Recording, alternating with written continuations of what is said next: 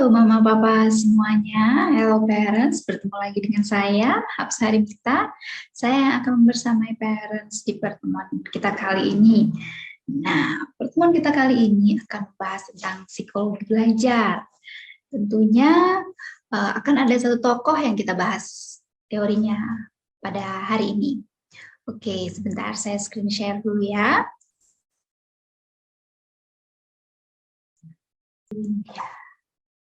Psikologi belajar yang akan kita bahas kali ini yaitu dari tokoh D.F. Skinner, ya, Burrhus Frederick Skinner. Nah, kita akan mempelajari psikobehavioristik, psikologi belajar dari Burrhus Frederick Skinner. Nah, teori belajar behavioristik D.F. Skinner atau Burrhus Frederick Skinner. Belajar yaitu adanya perubahan yang dialami oleh individu dalam kemampuannya berperilaku menggunakan cara baru sebagai hasil dari hubungan antara stimulus dan respon. Ada stimulus dan respon yang berpengaruh dalam perilaku belajar individu. Menurut Burrhus Frederick Skinner atau DF yang kita kenal sebagai DF Skinner, tujuan dari belajar yaitu adalah adanya tingkah laku yang berubah dari seseorang setelah mengalami proses belajar. Proses belajar itu di dalamnya ada memahami, mengolah informasi, memecahkan masalah, dan mengetahui sesuatu. Seseorang dikatakan sudah belajar apabila telah menunjukkan perubahan dari perilakunya. Nah, melalui proses belajar, diharapkan itu individu akan mengalami perubahan atau peningkatan suatu tingkah laku di berbagai aspek. Nah, berhubungan dengan perubahan tingkah laku sebagai hasil belajar. Nah, dari teori ini tuh Skinner itu mengatakan bahwa perilaku adalah ada hubungannya dengan perubahan tingkah laku sebagai hasil belajar. Maka pembatasan mengenai teori-teori belajar itu bukan membahas tentang bagaimana proses terjadinya, tetapi menjelaskan mengapa dengan adanya proses belajar, perilaku orang atau perilaku individu dapat berubah. Belajar menurut pemahaman behavioristik yaitu merupakan suatu perubahan perilaku yang bisa diamati terjadi menggunakan stimulus respon disertai dengan penguatan menurut prinsip mekanis. Nah, prinsip mekanis D.F. Skinner ini yaitu operant conditioning. Selanjutnya, teori yang didasarkan pada perubahan tingkah laku disebut juga dengan teori belajar behavioristik. Behavioristik menitikberatkan pada sebuah pola tingkah laku baru yang diulang secara terus-menerus hingga perilaku tersebut menjadi otomatis atau menjadi suatu kebiasaan. Nah, Skinner menganggap bahwa hubungan antara stimulus dan respon yang terjadi melalui interaksi dalam lingkungan akan menimbulkan suatu perubahan tingkah laku.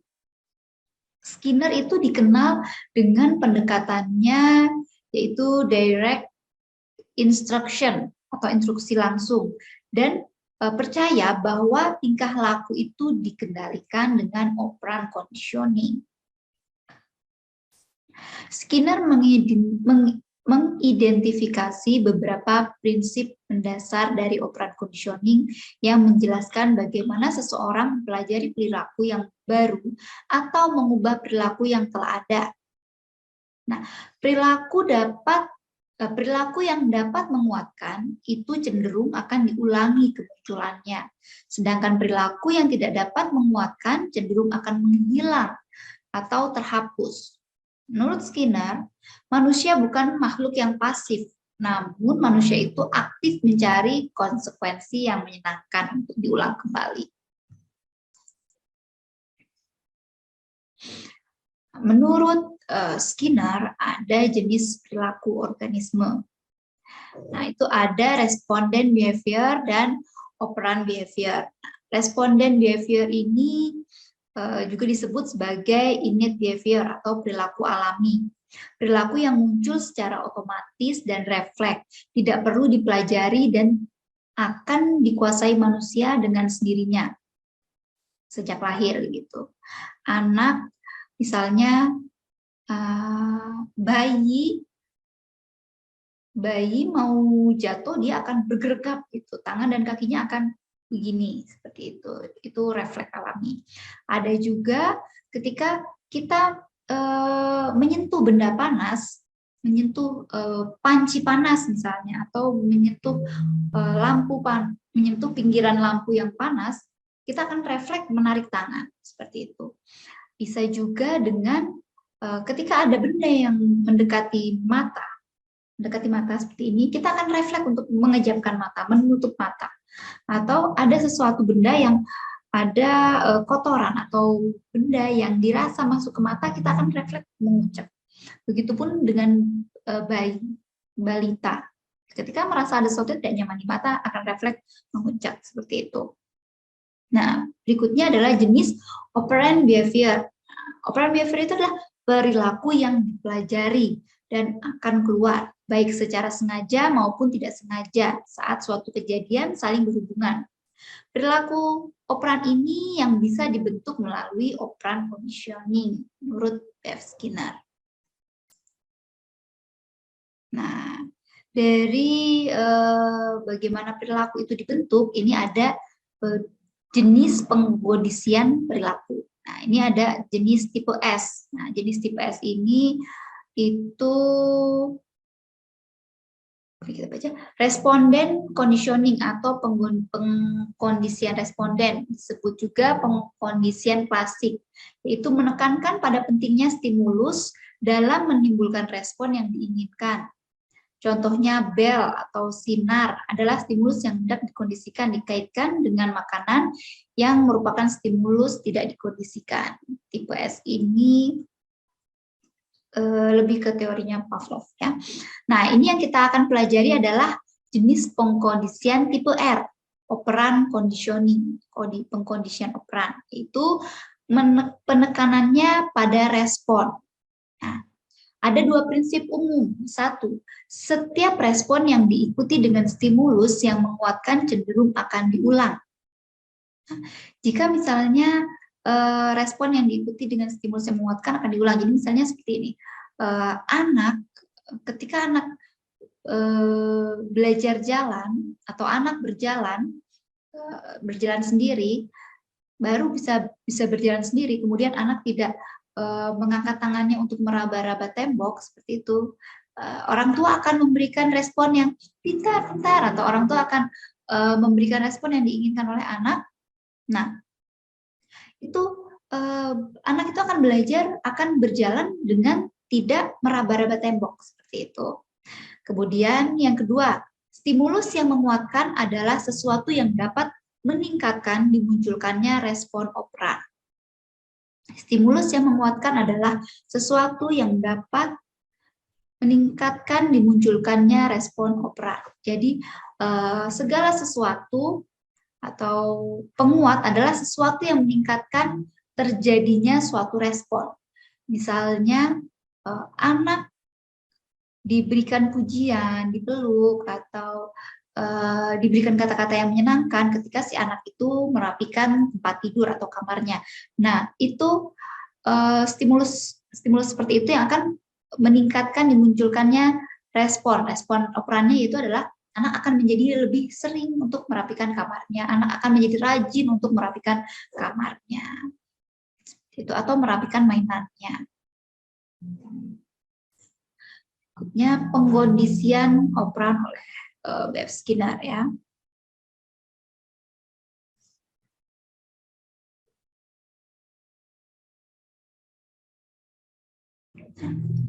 Belajar adalah proses di mana suatu respon atau operan karena dikuatkan atau ada reinforce-nya, ada penguatnya oleh perubahan tingkah laku setelah respon terjadi. Contohnya, bila anak sedang berlatih menulis atau sedang belajar, lalu orang tua memberikan senyuman kepada anaknya. Nah, tanda kita sebagai orang tua bangga dan memuji anaknya. Maka senyuman orang tua atau pujian orang tua itu akan memberikan kekuatan pada anak sehingga anak dapat lebih giat lagi belajarnya, akan lebih giat lagi berlatih menulisnya, seperti itu. Yang kemudian contoh kedua, apabila seorang anak sedang rajin latihan merapikan kamarnya atau sedang rajin-rajinnya merapikan mainannya sendiri, kemudian orang tua memberikan pujian, menepuk pundaknya, atau memberikan pelukan, maka pujian, sentuhan, atau pelukan itu akan membuat anak bertambah rajin merapikan mainannya, merapikan kamarnya, seperti itu. Nah, berikutnya adalah komponen operant conditioning yang menghasilkan perubahan perilaku, yaitu ada reinforcement, penguatan, dan ada juga punishment. Nah, penguatan sendiri, reinforcement sendiri itu ada penguatan positif dan penguatan negatif. Nah, reinforcement positif atau penguatan positif yaitu adalah respon yang diberikan imbalan besar kemungkinan akan diulang. Respon yang diberikan imbalan besar, respon apabila diberikan imbalan besar kemungkinan akan diulang. Misalnya memberikan pujian kepada anak ketika si anak berhasil melakukan sesuatu yang benar. Misalnya ketika si anak berhasil melipat baju dengan baik, itu pertama kali anak berhasil melipat baju. Nah, kita memberikan penguatan sorakan, bahagia, bukan seperti itu. Kemudian ada penguatan negatif, respon yang membuat pergi dari rasa sakit atau situasi, yaitu situasi yang tidak diinginkan dan sepertinya akan terulang kembali. Nah, misalnya anak tidak membersihkan rumah atau anak tidak perlu membereskan mainannya jika anak lulus ujian atau mendapatkan nilai 100 di ulangan tertentu, misalnya seperti itu. Nah, berikutnya adalah punishment atau hukuman. Hukuman pun ada hukuman positif dan hukuman negatif. Punishment positif yaitu memberikan perlakuan yang tidak menyenangkan untuk meniadakan perilaku. Misalnya, kita orang tua memberikan anak jam belajar tambahan kalau si anak itu terlalu lama main game. Misalnya anak diingatkan untuk ayo main gamenya hanya 1 jam, kemudian anak main game lebih dari 1 jam, kemudian orang tua memberikan hukumannya, punishmentnya yaitu dengan memberikan jam belajar tambahan. Biasanya belajar itu 1 jam, biasanya belajar 2 jam, nah, menjadi 2,5 jam seperti itu. Kemudian punishment negatif yaitu mengambil stimulus yang menyenangkan untuk meniadakan perilaku. Nah, ini yang sering terjadi di kota-kota besar. Nah, maksudnya mengambil sesuatu yang menyenangkan dari anak. Misalnya anak terlalu banyak bermain game, padahal anak harus belajar. Akhirnya HP-nya itu HP atau alat yang bermain game PS atau Nintendo-nya itu disita oleh orang tua. Alat anak bermain itu disita oleh orang tua saat anak tidak mau belajar, sehingga ketika permainannya, gamenya atau HP-nya diambil oleh orang tua, diharapkan anak mau langsung belajar. Nah, mengapa sih sebenarnya hukuman itu tidak selamanya efektif? Karena memang akan ada efek sampingnya dari hukuman, yaitu biasanya hukuman itu akan menyebabkan perasaan tidak nyaman, bisa juga menyebabkan ketakutan, menyebabkan rasa khawatir, kecemasan pada anak. Nah, hukuman itu mengindikasikan apa yang sebaiknya tidak dilakukan, bukan apa yang sebaiknya dilakukan. Jadi membuat anak, oh sebaiknya kalau ada mama itu nggak pegang HP, oh sebaiknya kalau ada mami itu nggak main game. Nah, padahal yang sebaiknya apa yang dilakukan adalah anak lebih banyak belajar daripada bermain game. Nah, seperti itu. Ada juga seseorang tidak memunculkan perilakunya kalau si penghukum ada. Nah, seperti yang tadi saya jelaskan. Tapi bagaimana ketika si penghukum tidak ada? Jadi misalnya anak memunculkan perilakunya kalau saya sebagai orang ibunya itu ada. Jadi ketika saya ada, anak tidak bermain HP. Bagaimana ketika saya tidak ada? Bisa kemungkinan anak tetap bermain HP. Punishment dapat menyebabkan agresivitas. Efek samping punishment adalah memunculkan perilaku yang lain yang tidak diharapkan. Nah, misalnya kita punishment-nya ini adalah mengambil barang yang disenanginya atau mengambil HP-nya. Kita mengambil HP-nya, itu memunculkan agresivitas anak, yaitu anak menjadi marah, menghentak-hentakan kaki, seperti itu, tantrum, anak menjadi rewel, seperti itu. Nah, alternatif dari punishment itu apa? Yaitu mengubah lingkungan. Jadi anak boleh bermain game atau bermain HP di rumah itu, misalnya di ruang keluarga. Nah, ruang keluarga itu ruang untuk bermain HP, ruang untuk nonton TV. Nah, bagaimana dengan anak belajar? Anak belajar di kamarnya atau anak belajar di space tersendiri, seperti itu. Sehingga dengan kita merubah tempatnya, anak tahu di mana dia belajar, di mana dia bermain, itu tersistem. Kemudian memberikan penguatan pada perilaku yang diharapkan. Ya, otomatis kita memberikan penguatan pada apa yang kita harapkan. Anak rajin belajar, kita berikan pujian, kita berikan sesuatu yang dia inginkan, seperti itu. Membiarkan anak melakukan perilaku tersebut hingga bosan. Let time pass. Tapi ya akan ada efek samping lainnya jika kita membiarkan, ya sudah kita biarkan saja sampai anak bosan main game. Gitu. Efek sampingnya bisa saja anak akan kecanduan, seperti itu. Ada konsekuensi atas pilihan yang kita berikan.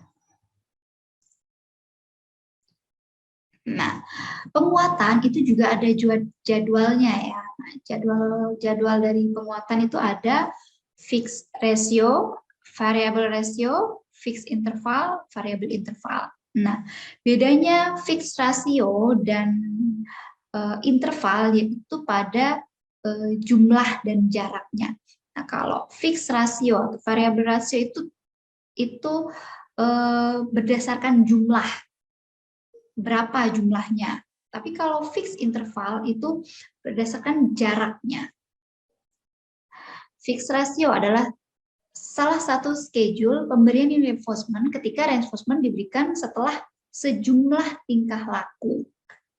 Misalnya seorang guru mengatakan kalau muridnya cepat menyelesaikan sejumlah 10 soal matematika dengan cepat dan benar, murid-muridnya boleh pulang duluan gitu. Kemudian variable ratio, sejumlah perilaku yang dibutuhkan untuk berbagai macam reinforcement, dari reinforcement satu ke reinforcement yang lain. Jumlah perilaku yang dibutuhkan mungkin bermacam-macam, dan anak tidak tahu perilaku mana yang akan diberikan reinforcement. Misalnya, guru tidak melihat apakah tugas dapat diselesaikan, tapi juga melihat kemajuan-kemajuan yang diperoleh oleh anak-anaknya setelah menyelesaikan tugas. Misalnya pada anak TK itu tidak melihat apakah tugasnya selesai, tapi apakah si anak itu mampu misalnya memasukkan benang ke dalam manik-manik atau memasukkan kawat ke dalam manik-manik. Tidak melihat apakah selesai dalam jangka waktu tertentu, tapi apakah anak-anak itu mampu memasukkan kawat itu ke dalam manik-manik dengan baik. Seperti itu. Bisa juga dengan melihat anak yang melakukan penjepit pom-pom, itu penjepit bola-bola gitu. Tidak melihat apakah dari gelas yang satu ke gelas berikutnya itu berhasil tuntas semua, tapi melihat bagaimana anak itu memegang penjepitan bola-bola kecil itu. Kemudian diberikan penguatan. Nah, fixed interval itu diberikan ketika seseorang menunjukkan perilaku yang diinginkan pada waktu tertentu. Misalnya setiap 30 menit, misalnya setiap anak mampu menyelesaikan menulis 30 menit, diperbolehkan nonton TV gitu. Atau setiap mau belajar selama 30 menit, nanti diberikan sesuatu. Kemudian variabel interval itu reinforcement yang diberikan tergantung pada waktu atau sebuah respon, tetapi antara waktu dan reinforcement itu bermacam-macam. Misalnya ada waktu, jadi ketika anak itu berhasil, misalnya ini anak bagaimana ya? Misalnya anak itu mau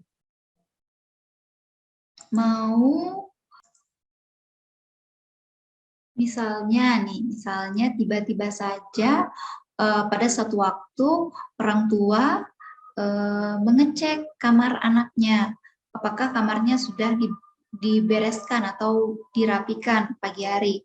Nah, ketika orang tua mendapati kamarnya sudah dibereskan pagi hari, orang tua akan memberikan pujian, memberikan hadiah kepada anaknya, seperti itu. Sesuatu yang dilakukan secara tiba-tiba, jadi waktunya tidak tentu. Berikutnya, nah, shaping atau pembentukan. Di dalam teori Skinner, shaping ini adalah suatu komponen yang membentuk perilaku juga, membentuk pembentukan perilaku. Dalam anak belajar, terjadinya perilaku itu di sini. Nah, shaping atau pembentukan yaitu upaya secara bertahap untuk membentuk perilaku. Jadi tidak ada pembentukan perilaku yang instan. Proses pembentukan perilaku dari yang sederhana sampai yang kompleks. Nah, shaping itu ada dua, yaitu differential reinforcement dan successive approximation. Differential reinforcement itu adalah respon yang ingin diberi penguatan dan ada respon yang tidak diberi penguatan. Kita menentukan dulu nih apa yang akan diberi penguatan. Misalnya anak mampu belajar, kita menyuruh anak belajar. Anak yang kita maksud anak mampu belajar ini ketika kita tanya anak memahami atau memahami apa yang sedang dia pelajari, kemudian baru kita memberikan anak itu hadiah atau kita memberikan anak penguatan yang lain, memberikan makanan kesukaannya misalnya seperti itu. Kemudian berikutnya ada successive approximation, yaitu penguatan diberi pada respon yang sesuai dengan harapan. Nah, reinforcement akan meningkat sesuai dengan peningkatan perilaku. Jadi penguatan diberikan pada respon yang sesuai dengan harapan kita, sesuai dengan harapan kita. Jadi kita ingin anak menguasai, misalnya kita ingin anak itu menguasai suatu keterampilan, misalnya karate atau taekwondo. Anak mencapai kalau di karate itu misalnya anak naik ke ban kuning, kemudian berikutnya anak mampu naik ke ban hijau, seperti itu. Nah, nanti penguatan atau hadiah itu akan bertambah seiring bertambahnya kemampuan anak sesuai yang kita harapkan, seperti itu. Berikutnya itu ada beberapa perilaku menurut Burrhus Frederick Skinner, yaitu perilaku extinction, yaitu mengurangi atau menurunkan tingkah laku dengan menarik reinforcement atau menarik penguatan yang menyebabkan perilaku tersebut terjadi. Nah, extinction ini terjadi melalui proses perlahan-lahan.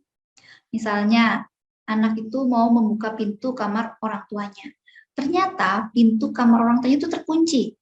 Pertama kali, anak itu akan berusaha membuka dengan pelan-pelan saja, ceklek-ceklek, sampai akhirnya itu anak akan berusaha membuka dengan kencang dan menggedor pintu dengan keras dalam jangka waktu lama sampai anak merasa marah, frustasi, teriak-teriak buka, tapi tidak juga tetap dibuka pintunya. Akhirnya anak bisa menyerah kemudian meninggalkan kamar orang tuanya. Nah, seperti itu extinction. Extinction merupakan kunci untuk mengatur tingkah laku anak. Jadi perilaku yang tidak sesuai atau misbehavior dapat di-extinction jika penguat yang menyebabkan terjadinya perilaku yang tidak sesuai itu dapat diketahui dan dapat diubah. Kemudian ada spontaneous recovery. Jadi peningkatan frekuensi respon operan conditioning setelah terjadinya extinction dan tidak lagi ada pelatihan. Jadi anak mendengar suara orang tuanya di kamar, tapi anak tahu perasaan tadi kamar udah dikunci nih. Tapi ketika dia mau membuka kamar orang tuanya pelan-pelan gitu, karena diajari untuk membuka pintu pelan-pelan. Jadi tadi anak membuka pintu pelan-pelan, awalnya tidak dibukakan. Akhirnya anak menjadi menggedor-gedor pintu, marah-marah, tapi tidak dibukakan. Akhirnya anak meninggalkan kamar tersebut. Nah, kemudian anak membuka pintu pelan-pelan. Ternyata pintunya sudah tidak dikunci, dibuka. Nah, anak masuk. Nah, dari situ anak tidak perlu lagi belajar bahwa membuka pintu itu harus pelan-pelan. Seperti itu. Kemudian ada generalisasi. Proses timbulnya respon dari stimulus yang mirip dengan stimulus yang seharusnya menimbulkan respon tersebut. Misalnya, anak mendengar bunyi tong tong tong tong tong tong. Nah, anak mengira itu adalah tukang es krim tong tong gitu. Anak akan lari keluar, itu es krim tong tong, anak akan lari keluar dan membelinya. Nah, kemudian setiap mendengar bunyi tong tong tong, oh itu es krim tong tong. Seiring bertambahnya usia, seiring anak itu belajar akan sesuatu, anak itu akan mulai bisa namanya diskriminasi. Itu kemampuan untuk membedakan stimulus, sehingga stimulus tidak direspon walaupun mirip dengan stimulus yang memberikan penguat. Ada juga bunyi tong tong tong tong tong gitu. Tapi ketika sore hari, nah seiring anak belajar, seiring anak mulai paham, ketika sore ternyata bunyi tong tong tong tong itu yang lewat adalah penjual cilok, sehingga anak itu belajar. Oh, kalau sore bunyi itu adalah bunyi penjual cilok, bukan bunyi penjual es krim. Seperti itu diskriminasi. Bunyi yang sama, tapi anak mampu membedakan apa itu.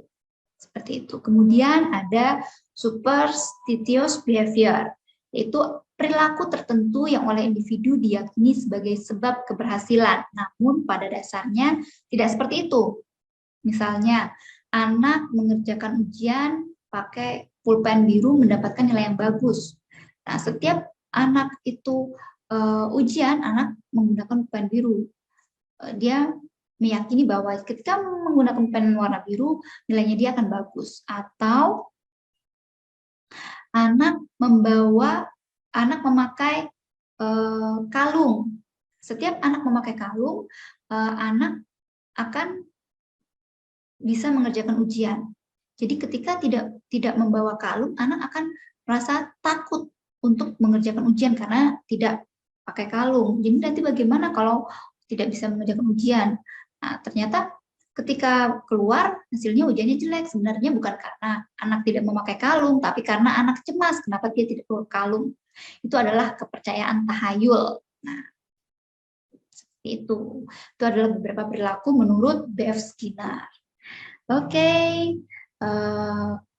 Sekian materi tentang psikologi behavioristik, psikologi belajar, behavioristik teori dari Burrhus Frederick Skinner. Untuk selanjutnya pertanyaan dan lain sebagainya kita akan lanjutkan di kelas selanjutnya.